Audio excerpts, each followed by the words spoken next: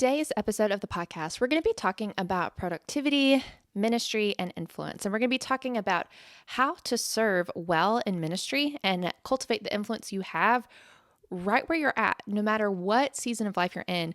We're really going to be looking at how you can do ministry well. So I hope you'll join me for Season 2, Episode 1 of A More Beautiful Life Collective podcast. Let's dive in.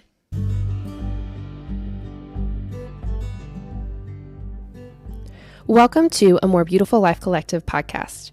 We know that in the hectic hurry of everyday life, it's easy to lose sight of what really matters. This is a moment to pause and realign your focus on the one who gives us peace and rest. We're focusing on discipleship, productivity, and homemaking as we live with eternity in mind. This is the place where you'll learn to create a life you love and cultivate your heart for God. I'm Casey Fletcher. Thanks so much for joining me. Hey everyone, welcome to A More Beautiful Life Collective podcast. I'm your host, Casey Fletcher, and this is Season 2, Episode 1 of the podcast. We're in a new season with this episode of the podcast, and one of the reasons why is we've been kind of taking a hiatus over the summer as I've had a lot going on. You'll hear about that a little bit today in the podcast. But as we dive into the new school year, I thought it'd be great to start off a new season. We're still going to be focusing on our systematic theology series, which we started in episode 40 of the last season. But today, what we're really going to be focusing on are questions that keep ruminating in my mind. And part of the reason why is because I've been feeling that.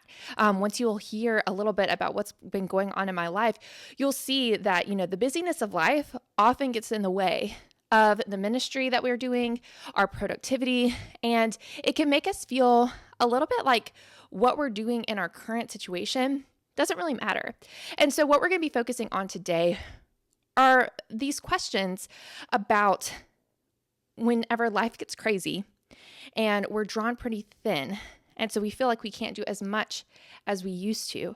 Are we still doing good work? Are we still doing good ministry, even if we don't feel like we can give 100% all the time?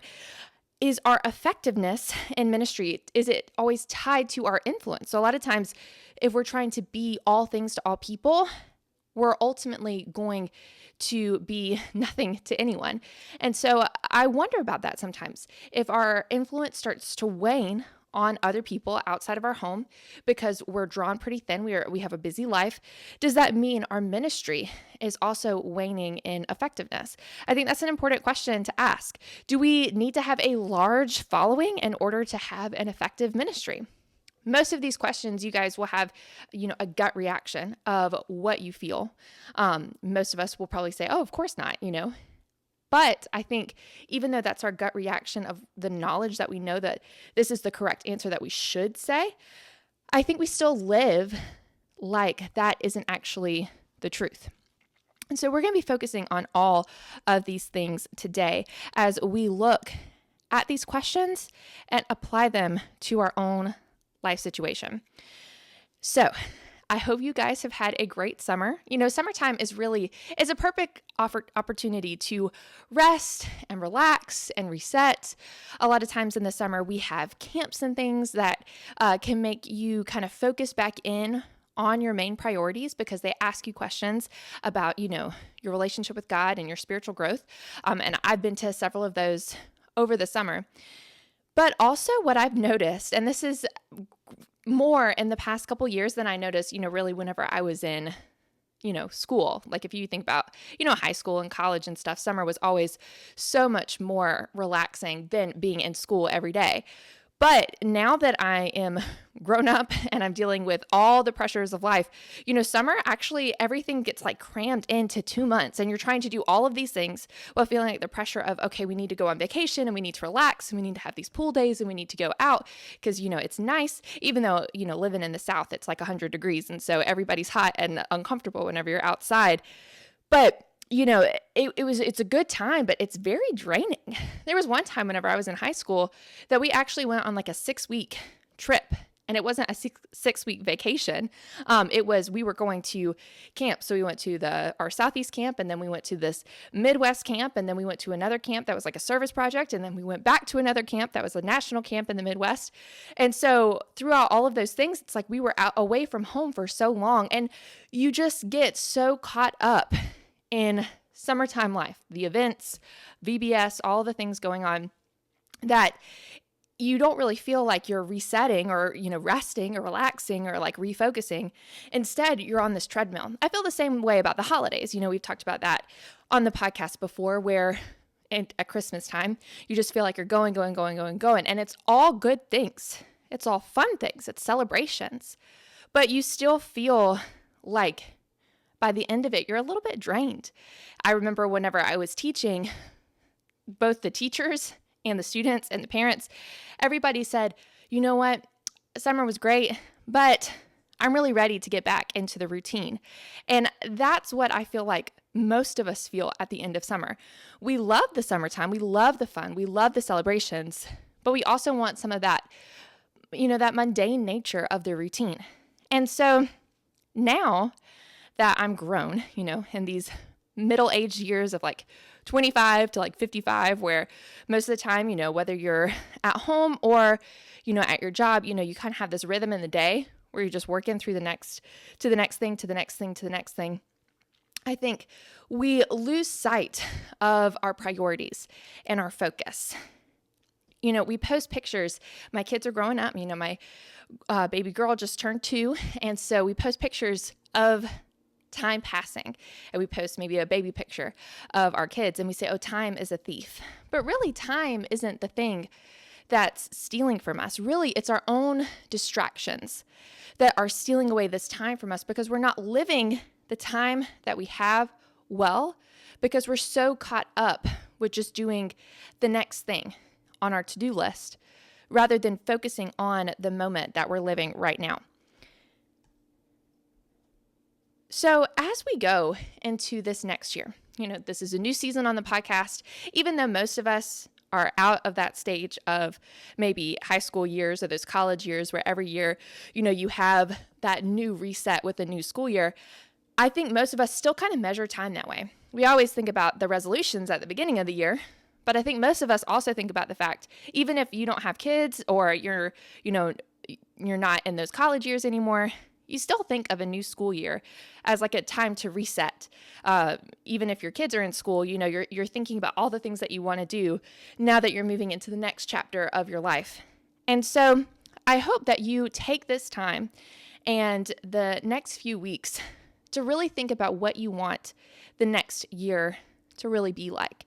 We're going to be focusing on that. We'll still do, probably what we'll do is we'll do one episode that's focused on our systematic theology, and then one episode that's focused on some other things, some things with our priorities and making sure that we're living the way that we want to, creating a life we love. And so we'll kind of alternate, but a lot of these podcasts in the next few weeks are going to be focused on this idea of making sure that we're aligning our heart to the priorities that we have for the life that we want to live, for the legacy we want to lead. And so as we think about this, today, I really want you to be thinking about the question, not of goal setting, though we'll talk about that maybe in like a future podcast, but I want you to be thinking about this idea of your ministry and your influence, your purpose and your calling. All of these words are such loaded words, but I think it's very good whenever we're thinking about goal setting. I think a lot of times if I said, what are your goals for the new year? Most of us would get kind of nestled in the weeds of our goals. So your goals might be to lose 15 pounds. Your goals might be to finish a project on your house. Your goal might be to learn a certain language, finish a certain class, get certain grades. Your goals, you start to have these things that are very self-focused. And I think those goals are good. We've talked about goal setting quite a bit on the podcast in the last season, but they can kind of crowd our vision for what we really want to achieve with our life. And so I think before we even talk about goals, I think it's important to talk about how you are spending your days, and more specifically, how you're spending your days for other people.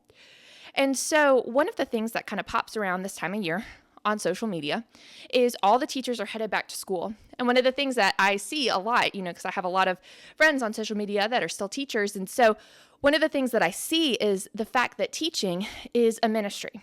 And I can tell you, I was there and this is true. Teachers pour their heart and soul out for their students. Whenever I was teaching, we raised money for kids who sometimes there's kids whose, water bills were cut off or something like that. So we try to gather together money or put them with services that would do that for them to try to get that bill paid so they could have that service turned back on. We would gather up money to buy Christmas presents for other kids. Teachers always, almost every teacher, we had lots of candy for like prizes, but you also had snacks on hand if somebody was hungry. Most schools now, they do free lunch for everybody. So you have that service there. You have supplies for them. We kind of just assume that okay, we need to provide all these things for them. And that's not to mention, just the influence that you have being a face for them to come to if they need you. So being, a prayer warrior for them, being somebody who can be somebody for them to talk to, somebody that's just showing them how to act loving and forgiving, even though, don't get me wrong, we were not always that way in the classroom because you're still human, but you try to be the best that you can be. And so last year, I stepped out of the classroom and I turned my focus toward my home and my family. And there were so many happy moments in that time, right? Joyful moments where you're doing read alouds and you're doing picnics and you're going to playgrounds and you have these slow mornings where you can, drink your coffee as your kids wake up and they snuggle with you on the couch. And that's not just a Saturday morning thing. That's an every morning thing. That's a very sweet gift that you have as a stay-at-home mom. You have the holidays and just different cultivations of traditions, everything from a movie night to different things that you do throughout the week that just become traditions that they look forward to. But as I look at all those things, it just seems so small, compared to the influence that you have. I had an influence every year of over 100 plus students where I was working with these students. And I still see them from time to time where they know my face, I know their face, and you have influence over them because they're in your classroom for at least an hour every day. But now it's gone from 100 plus students to just my 2 at home. And in terms of productivity, it's like, okay, well, before you were knocking out lesson plans, grading papers, you were moving through these things where you were being pretty productive. And then I moved from that to where my time is spent doing dishes and laundry and cleaning dirty bathrooms. And it's like, those are the things that are never done. I try to do that every week, at least, or more, depending on what you're doing. But even then, it's like if you wash the dishes the next day, there's going to be a sink full of dirty dishes. It never ends. You never feel like that is something that's checked off the list.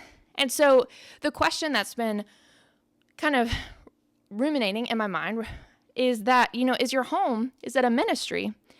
Even whenever it seems so small compared to the things that I was doing before, you're not stepping in to really be that ministry to somebody else. Instead, it just seems like you're just kind of stuck on this treadmill of very mundane things, of doing dishes and doing laundry. Is that a ministry? Is that worthwhile? Can I be serving in a ministry if what I'm doing is only impacting my kids? It just seems like, are you worth something if the work is never really finished? And oftentimes the hours that you're spent cleaning and cooking, you can't even really be seen because in the midst of toddler mayhem, by the time that I clean in the morning, by the end of the day, it's a mess again and you have to pick up again. And, my son has started saying, I'll be full at Christmas time. He loves food. He's never been one of those kids that doesn't like to eat. And so now every time I'm like, Jonah, are you full? He'll say, oh, I'll be full at Christmas time. And so, you just feel like, okay, well, there's no way that you can even check off something like dinner time or snack time because, it's just kind of this insatiable appetite, right? And so as I look at all of this, it can make you question, is your worth tied to your productivity? And so, I've felt this exponentially over the past few weeks. And We found out in May that we were expecting baby number 3. So baby number 3 should be here in December, and we'll find out, the gender and things in the next coming weeks. And so, it's been one of those things where not only are you having, the toddler energy, but also you are having, all of the things. If you've never been around somebody who's pregnant, or if you've never been pregnant yourself, that first trimester is always just awful. And so, I dealt with morning sickness, and I dealt with tiredness for about May to June. And then I had some other health issues that kind of carried into July. And so it was like 3 months where normally I try to be pretty productive. Like I try to use my time wisely. And so I thought, okay, I've gone from like 100% to at times I was like 25% level of my productivity. The house was neglected. There were times where if I sat and I read a book, it would make me sick. Or if I was, trying to write something on my computer, it would make me sick. And so basically we survived by watching movies, and I did a lot of scrolling during that time, which wasn't necessarily good for me. And, all of these things, it's like I have these ideals for my life. And I felt during this time that, I'm a complete and total failure based on the things that I want to do. I just feel like I can't do it. And so as my nausea has started to go away and, I'm starting to do a little bit better, it makes me think, okay, well, for the past 3 months, like what have I done? The podcast, everything with the blog has gotten a little bit, overlooked as I've been looking at other things. The house has gotten overlooked. If I can't do all of these things exceptionally, if I can't even do all of these things well, what does that make me? What does it make my ministry? And as I look at all of this, it makes me really just focus. And it's a call for me to look at my priorities and what I'm trying to do with my life. I think as we look at all of these questions, it helps to bring back into focus our calling. We begin to see what it truly means to be in a ministry. As I said before, a lot of times we feel like our ministry is tied to either it's our productivity, so how much we're able to get done, or it's tied to our influence. So a better ministry is a ministry that's bigger rather than a ministry that's smaller. A better ministry is a ministry that is doing lots of things rather than a ministry that's focused on doing one thing. One of the camps that I was involved in over the past few months is a camp that focuses on service. So it is more of an exclusive camp. Normally the numbers are a little bit smaller, so we can really build a connection with them. And one of the things that the camp tries to do is we travel around to different parts of the country. So it's a service project, a missions trip. And instead of going back to the same place every time, we go to different areas of the country. And I did this whenever I was in high school. And so now we're bringing it back up after, COVID. It kind of went away and now we're trying to restart it. And so this year it was where we lived. And so one of the things that I noticed is, we're taking these kids and it's not only just to work at places, but it's also to show what ministry can be. That, look, here's all these different options of what you can do. And they could see, oh, this is how, these people serve the homeless. This is how these people help to feed the communities. This is how these people help to provide work opportunities for others. And so as we see all of these different people, one of the things that kind of came into my mind is that the fact that, if you were to go a town over, a lot of the people wouldn't even know that these organizations existed. I didn't know that some of the organizations that we went to existed, and I've lived in this place my whole life, right?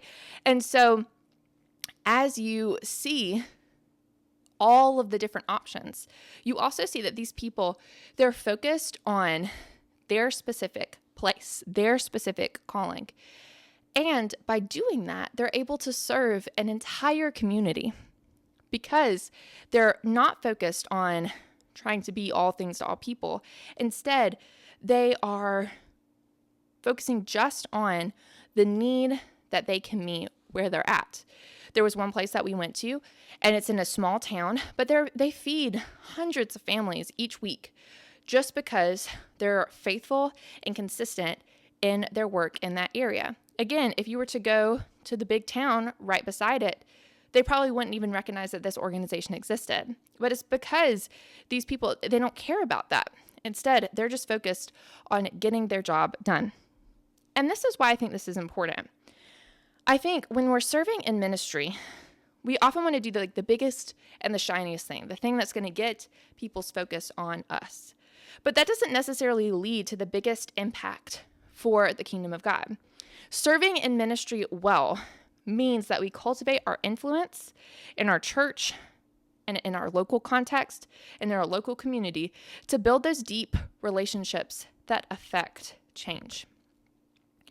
Now, in this day and age, influence is a pretty big buzzword. And it's something that I think there are good things about influence, but there's also really bad things. There are ugly things about influence. I think most of us, if we hear the word influence, if we're of a certain age, we immediately kind of think of the word influencer because that's such a big thing now. If you look at TikTok and Instagram, there are people who are making, six figures on these social media platforms. And the thing that they are is just an influencer. They're just telling people what they should think. They're telling people what they should buy. A lot of times there is this materialistic influence there. And so I think it's important to recognize the power of influence and how we should view influence whenever it comes into terms of our ministry, right? Because I think, just like I said before, it's is my ministry now, if my ministry is at home, is that something that's worth less because it's impacting less people? But like we can see from those service organizations, if a service organization is providing homes for 30 homeless people, does that mean that that organization is worth less than the organization that feeds 100 families? They're impacting different people, but they're providing services in the best way that they can. And I would say that most of us would say, no, they're both doing what they can. But I think most of us, we try to aspire to these bigger numbers, whether or not we ever really should do that. So I think influence is kind of like, money, wealth, power, where we know that this is something that is kind of this shiny thing that we'll never actually achieve, never actually get, but we seek after it. We know that it's fleeting, that we'll never grasp it. It's always just beyond the horizon, but we want that thing, especially in this day and age where influence also leads to money and power and all of those things like we see with our influencers. So I think the most important thing, and we'll talk about this a little bit more, but the most important thing that we can do is build up our influence in our real circles, our real communities, our real local areas, our churches, our families, and try to cultivate the influence there, cultivate our ministry there. And those real relationships are more meaningful than anything that we can do in cyberspace or anything that we can do that makes us feel like we're doing something bigger, but not actually something better for our communities. Any influence we hold should ultimately point others to Christ. And he's going to show others the way to the Father and change their hearts and their minds. But I think social media can easily cause a trap of idolatry. And I think it does this in two ways.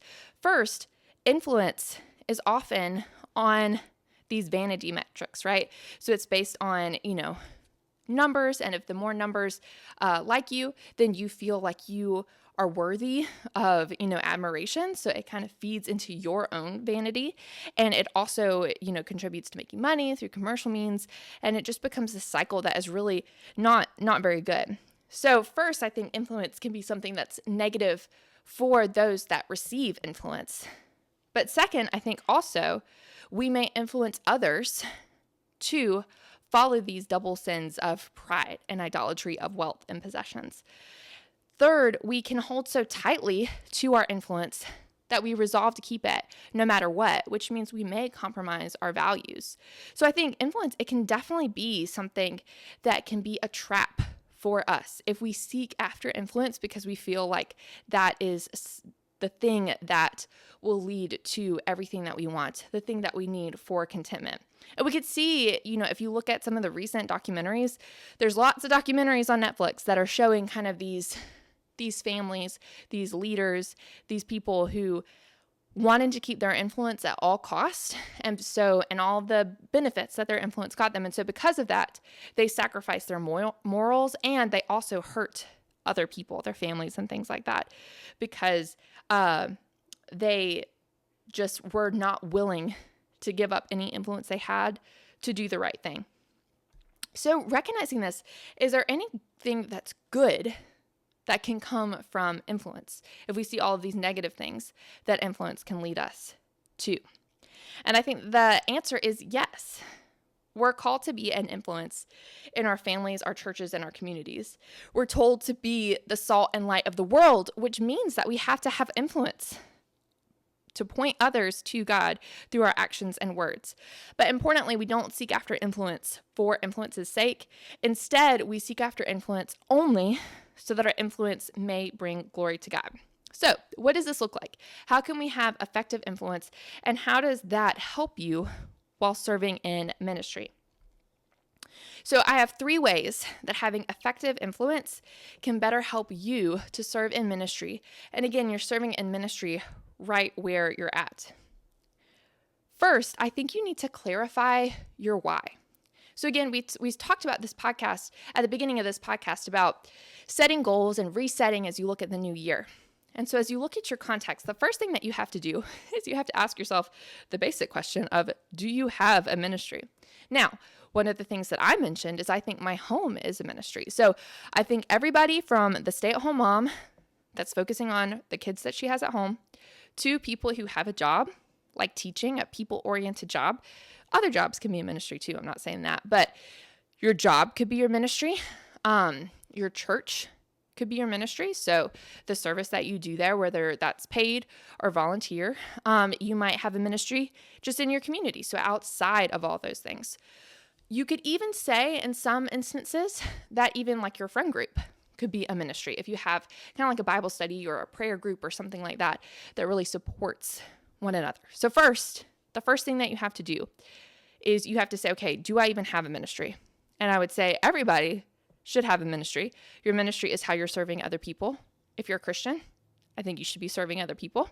And so you could have multiple ministries in all of the areas that I just mentioned. For me, I have my kids. I have this blog and podcast. I volunteer at church, so I do the worship stuff, help sometimes in the nursery, and then also do a couple other things. And so all of those things are different areas. Now, what I just mentioned, I'm about maxed out with what I'm doing right now. So there's certain things that I don't do. Like I don't go and volunteer at the food bank regularly because I don't really have time in my current season of life. But everybody else will have a different kind of puzzle piece of life that they have to figure out what is the best way to use their time in order to serve other people. So you should have a ministry, and you probably do have a ministry as long as you're serving somebody else. If you don't, this would be a great time to think, okay, where could I serve? And let me tell you, everybody needs somebody to help out with what they're doing. Every ministry, that we went to, every place that we went to serve for that service project, they're always looking for volunteers.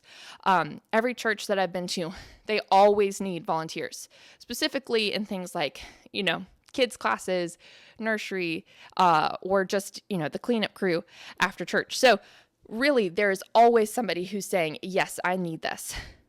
Bake a meal for a local family, a freezer meal. You could put it together and then deliver that to young moms or people who are expecting babies. That is a ministry, and I would tell you that is those families are going to be very grateful for that. So if you don't have a ministry, you should find one, but chances are you probably already do. And then the next thing that you need to do is after you ask yourself, okay, what is my ministry? You need to clarify your why.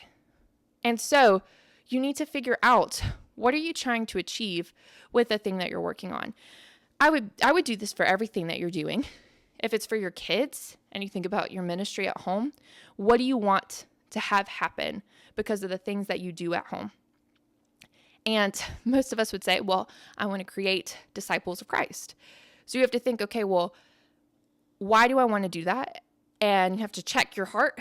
Are you trying to do this because you want people to look at you and say, oh, your kids are so great. How do you do this? And that could be related to your pride.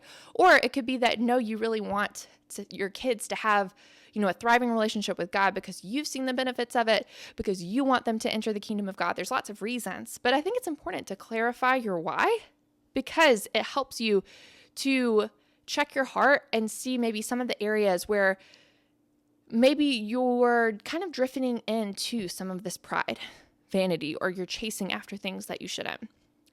Ultimately, your desire should be to make God's name great in your ministry and make his kingdom larger. So wherever your ministry is, that should be your goal. And so if you do have that goal, then move ahead, move forward and see how you can grow that ministry. You might not know what your why is. And so I would encourage you to answer these 2 questions. So the first is, what kind of growth do you want to see in the people that you influence? Like we talked about with your kids, like what do you want them to grow in because they're following after what you say? Is it love and appreciation and commitment to God, or is it love and appreciation and commitment to you? Obviously, if your heart's in the right place and you're doing the right things, they should be growing towards God, not towards you. And so you need to make sure that you are pushing them towards loving God more.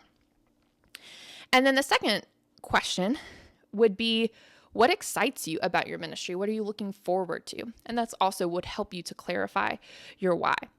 So then the next thing for how to have effective influence in your ministry, to make sure your ministry is successful, is this Latin phrase, which I don't speak Latin, so I don't know if this is pronounced right, but I know what it means. It's multum non multa, which basically means, this is from classical education. They just have some principles that help you to understand how to do classical education well. And one of the principles is multum non multa, which means much, not many. So when you study something in education, you want to understand it deeply. You don't want to just know just a little bit about lots of different topics, because then, you'll be the jack of all trades, master of none. That is something that you don't want for your ministry or for really, your education or anything. You want to really go deep so that you understand something. And so how does this relate to your ministry? Well, I think, like we've been talking about, a lot of us feel like if something is bigger, it's necessarily better. But it doesn't matter if you have 1,000 people and 1,000 people are hearing shallow messages about God and never open their Bible throughout the rest of the week. If that's the case, your ministry is not being effective for growing people towards God. You're just barely touching the surface because you're trying to be all things to all people. So I think if you look at Jesus is the perfect example of recognizing that for his ministry, he wanted to be much to a certain group of people. He didn't want to have many people follow him and not care about him. And so really his whole ministry, he was whittling down. He had these huge crowds that followed him. He sent out the 70, but then he started saying things that the 70 were like, oh, this is weird. And so then he kind of just narrowed it down to this group of 12 people. And of that, he even had 3 people that were in his inner circle. So if we look at Jesus's life, we see that he recognized that it was important to really dive in deep to the relationships of the people that were closest around him. So the disciples, because of this, they did understand one thing, that the requirement of following Jesus was to sacrifice everything for him. They had a deep understanding of that. They didn't have a deep understanding of everything until after Jesus, died and then ascended to heaven. There were certain things that they had to have clarification on. But they had a deep enough understanding where by the time that the early church was being founded, they were able to really preach and give a clear message, clear gospel message to the people that they came in contact with. So our ministry really should serve those right where we're at and focus on deep relationships with them. We don't need crowds of people following after us. Instead, we really need to focus on, like I said, our current church, our current context, and our local community. And then the bigger platforms that we have, obviously, right now I'm doing a podcast, which means that this may go to people who are not necessarily right here. But even though, I'm doing things, this bigger platform is just the overflow of our in-person ministry. When I first started writing for the blog, you kind of feel that tension. If you've never written something for like a blog or done a podcast, you don't really know how it feels to kind of, create something and just like send it out into the world. And you have no idea if anybody's listening to it or reading it. Unless, they come and talk to you about it. You just kind of feel like you're shouting into the void. And so I had sent a message to one of the ladies I listened to her podcast. And so I sent a message to her and I was like, how do you deal with this? And what she said is really, you shouldn't try to chase influence just for influence's sake, like I've been saying. Instead, everything that you say and everything that you do should just be an overflow of your relationship with God and the work that you're doing with the circle of people that are right around you. And for her, she had, a Bible study that would meet in her home. She cultivated a relationship with those people, and then she had in-person conferences that she cultivated a relationship with those people. And that grew into her ministry now, where she has millions of downloads on her podcast. But really, it was something where she said, it's like, you're not trying to jump to the million downloads right now, which, I totally understand and agree with. Instead, you're just trying to cultivate relationships with people around you. And as long as you're faithful in that, that's the real influence that matters. Yes, she's able to influence lots more people, but she's only able to do that because she's had 30 years of ministry where she's been working with people face to face and recognizing issues and gaining wisdom over time. So I think it's important for us to practice this. It's not about the biggest ministry. It's about the ministry that does its job deeply and well. All right, and the last thing, how to have effective influence. Number 3, you need to practice servant leadership. I think this is so important. This is a concept. Shane Claiborne wrote a book, and I can't remember the other author, but it was called Follow Me to Freedom. And it was talking about this idea of servant leadership, which is another topic that if you, research it, you can read lots of books on that topic. But, modern day leadership, it's so faulty in the fact that it's very top down. And so you tell people what to do, you lord over other people. And really, I say modern day, but that's been the case for all of history. But if we look at leadership, it's not a negative thing. Like, we do need leaders. You need people to follow. Like, we're sheep, and we all need a pastor. We all need a shepherd. But I think a lot of us, whenever we get in leadership positions, we practice this faulty type of leadership where we lord over other people. And really, the best type of leader is the leader who will lay down his life for his sheep, right? And so if we look at Jesus's example, he was a servant leader. He did the jobs that his disciples didn't always want to do. He washed the feet. And so I think if we look at a servant leader, we're following after Jesus's example. So a servant leader is somebody who keeps watch over their flock and looks to see who have a need that might need to be met. And they're a leader that looks back and, if you imagine everybody is kind of like hiking along in this journey of life, they look back and see who might be flagging, who might be fading off into the distance. And they go back to them, so they backtrack and they try to help the other people forward. They motivate leaders that are underneath them in the group. They motivate them to take on more responsibility. So they don't hold leadership like, oh, this is just my thing, nobody else can lead. Instead, they motivate other people to take more responsibility because that helps everybody. They do the jobs that they would ask other people. They're the first ones to kind of jump in and take care of things. And they do the hardest work instead of pushing it on to other people. They lead by example. And so I think being a servant leader helps you to be winsome and wise, and actually deepens and expands your influence because leaders like this are engaging and they're going to be captivating to the people who are following after them. So, as we head into the new school year, today we've been focusing on ministry and purpose and calling and how you can serve well and influence others in your local context and community, how you can do that well. I hope this kind of gives you a vision for your ministry. Like I said, I think everybody has a ministry and everybody should be cultivating this positive influence that points other people to God. So as you look at this new year, yes, you can set goals about learning a new language or something like that, but I also hope that you cast a vision for your ministry so that you can do good work that gives God glory and helps grow the kingdom.